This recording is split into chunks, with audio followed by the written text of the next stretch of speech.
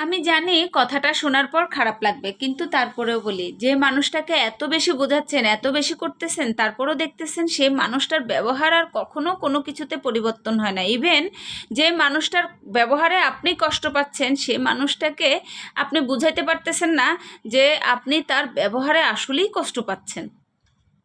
তো আসলে সমস্যা হচ্ছে এদের না, সমস্যাটা হচ্ছে এদের পরিবারের। কারণ একটা জিনিস খেয়াল করে দেখবেন, যে পরিবার, যে পরিবেশ তাকে ছোট থেকে বড় করছে, সেই পরিবেশের শিক্ষাটাই তো সেই মানুষটা নেবে, তাই না? আর নয়তো সে যদি বোঝার হইতো, সে যদি আসলেই ভালোবাসতো, অনেক আগেই বুঝে ফেলতো। সে যেহেতু সে ভালোবাসে নাই, সেহেতু সেটা তার না, তার পরিবারের সমস্যা, তার পরিবারের শিক্ষার অভাব। কারণ ভাই, তার পরিবারে অ্যাভেলেবেল এগুলোই চলে, ঠিক আছে? যার কারণে আপনি যতই বুঝান, যতই যাই করেন, মানুষটা এমনই থাকবে, কখনোই পরিবর্তন করা সম্ভব হবে না। তাই এই মানুষদের সাথে ভালোবাসা থাকুক, কিন্তু বেশি একটা গভীরে যাবেন না, যেটা ঠুনকো কাচের মতো ভেঙে যায়।